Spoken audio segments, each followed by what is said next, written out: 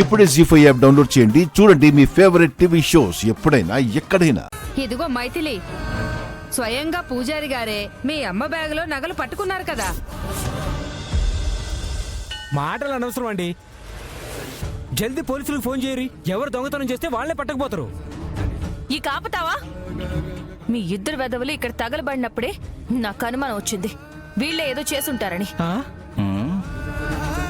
అయినా సరే, జరిగిన తప్పుకి మా అమ్మ తరపున నేను క్షమాపణ చెప్తున్నాను కదా. మీ నగలు ఎలాగో దొరికాయి కాబట్టి ఈ ఒక్క తప్పుకి ఆమెను క్షమించి వదిలేయండి ప్లీజ్.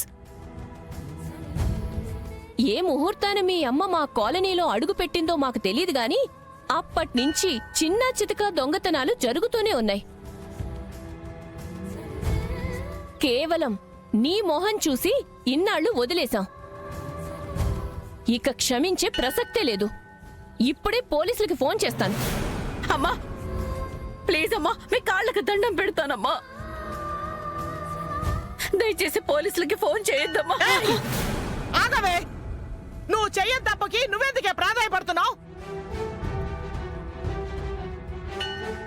ఎవడా పరిగమాల వెధవలు తప్పు చేస్తే నా కూతుర్ని నేరస్తురాల్ని చేస్తారా? ఈ పాపం ఊరికే పోదు. ఇదిగో ఈ దొంగతనం చేసిన వాళ్ళ కాళ్ళు విరిగిపోతాయి, చేతులు పడిపోతాయి, వాళ్ళు నాశనం అయిపోతారు.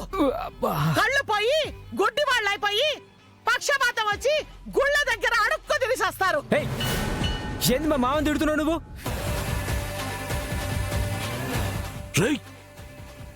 అంటే ఇవన్నీ చేసింది మీ మావయ్య, నువ్వు ఒప్పుకుంటున్నావా? నేనెందుకు అట్లా అంటాను? ఎందుకు అట్లా తిడుతుర్రు అంటున్నా. వాళ్ళతో మాట్లాడండి, ముందు పోలీసులకు ఫోన్ చేయండి. ఆంటీ ప్లీజ్, మా అమ్మ ఏ తప్పు చేయలేదు అని నా ఆత్మసాక్షి చెప్తుంది. ఈ దొంగతనం ఎలా జరిగిందో, ఎవరు చేశారో తేల్చడానికి నాకు ఒక్క అవకాశం ఇవ్వండి. ఖచ్చితంగా అసలు దీనికి ఎవరు కారణమో వాళ్ళని పట్టిస్తాను. హలో మైథిలి గారు, జరిగిన దొంగతనానికి ఆత్మసాక్ష్యాలు పరమాత్మ సాక్ష్యాలు చెల్లవండి. మీ అమ్మ దొంగతనం చేసిందని నిరూపించడానికి ప్రత్యక్ష సాక్షే ఈ పూజారి గారు. ఆయన గనక పోలీసులతో ఒక మాట చెప్పారంటే మీ అమ్మ జైల్లో చిప్పకూడు తినక తప్పదు. ఏమండి, సుహాసిని గారి కొడుగ్గా, జానకమ్మ గారి మనవడిగా రిక్వెస్ట్ చేస్తున్నాను. ఈ ఒక్కసారికి మా అత్తయ్య వాళ్ళని క్షమించి వదిలేయండి. మీ భార్యాభర్తలు ఎంతగా అడుగుతున్నారు కాబట్టి మీకు ఒక అవకాశం ఇస్తున్నాం. Thanks aunty. కాకపోతే ఒక కండిషన్. ఏంటది? మీ అమ్మని పోలీసులకి పట్టివ్వకుండా ఉండాలంటే వెంటనే మీ అమ్మ ఉంటున్న అద్దె ఇల్లు ఖాళీ చేసి కాలనీ వదిలేసి మాకు దూరంగా వెళ్ళిపోవాలి.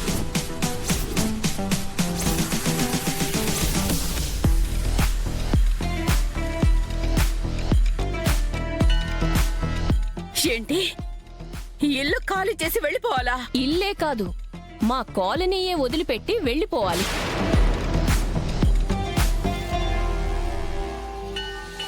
అలా అని మీరు మాటిస్తేనే పోలీసులకు అప్పచెప్పకుండా ఉంటాం, లేదా పోలీసులకి ఖచ్చితంగా అప్పచెబుతాం. ఈ చక్కదనాల అమ్మ చెప్పాక ఈ దిక్కుమాల కాలనీలో మేమెందుకుంటాం? మీరు చెప్పినట్టే మా ఇల్లు కాలనీ వదిలేసి వెళ్ళిపోతాం. పూజారి గారు విన్నారు కదా, వీళ్ళు గనక ఇచ్చిన మాట కట్టుబడి నా ఇల్లు ఖాళీ చేసి కాలనీ వదిలిపెట్టి వెళ్ళిపోయారా సరే, లేదంటే వెంటనే పోలీసులకు ఫోన్ చేసి దొంగతనం కేసులో సత్యవతిని అరెస్ట్ చేయించే బాధ్యత మీదే. అలాగే నాయనా, వాళ్ళు కాలనీ వదిలి వెళ్ళకపోతే నాకు చెప్పండి, మిగతా విషయాలు నేను చూసుకుంటాను.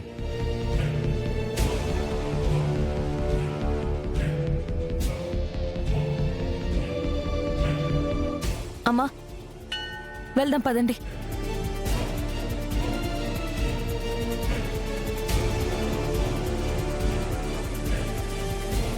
అమ్మా పద.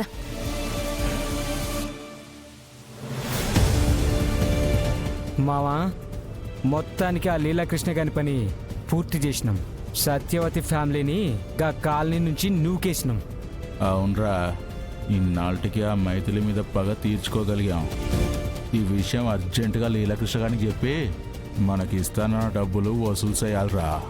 అరే అవు కదా, అరే జల్దీ చెయ్యి. అరే పైసలు రంగాలి మన ఇద్దరు బ్యాంక్ ఎక్కిపోవాలి మళ్ళా.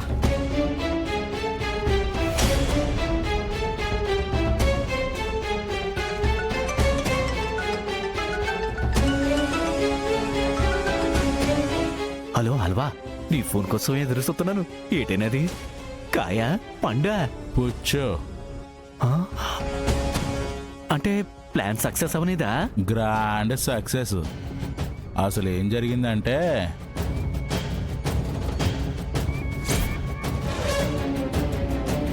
మీ అమ్మని పోలీసులకి పట్టివ్వకుండా ఉండాలంటే వెంటనే మీ అమ్మ ఉంటున్న అద్దె ఇల్లు ఖాళీ చేసి కాలనీ వదిలేసి మాకు దూరంగా వెళ్ళిపోవాలి. మా ఇల్లు కాలనీ వదిలేసి వెళ్ళిపోతాం.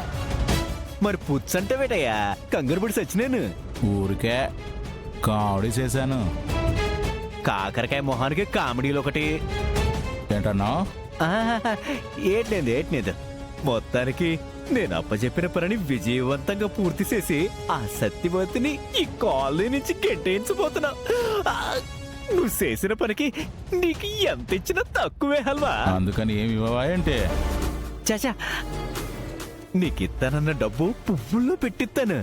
పువ్వులేదో నువ్వు ఉంచుకోగానే ఆ డబ్బులేదో మాకిచ్చేయి. అట్టగే ముందు నువ్వు ఆ సత్యవతి ఫ్యామిలీని ఇల్లు ఖాళీ చేయించు. ఆ తర్వాత ఆటోమేటిక్ గా నువ్వు అడిగిన డబ్బు మొత్తం నీ అకౌంట్ లోకి ట్రాన్స్ఫర్ చేసేస్తాను. సరే, ఇంత చేసినోన్ని ఆ కాస్త పని చేయలేనా ఏంది? అట్టగే ఇప్పుడే ఇంటికి వెళ్తాం. ఆ సత్యవతి వాళ్ళు రాగానే మీరు కూడా రండి. అందరం కలిసి ఆ సామాన్లను తీసి బయటేసేద్దాం. 10 నిమిషాల్లో నీ ఇంటి దగ్గర ఉంటాను.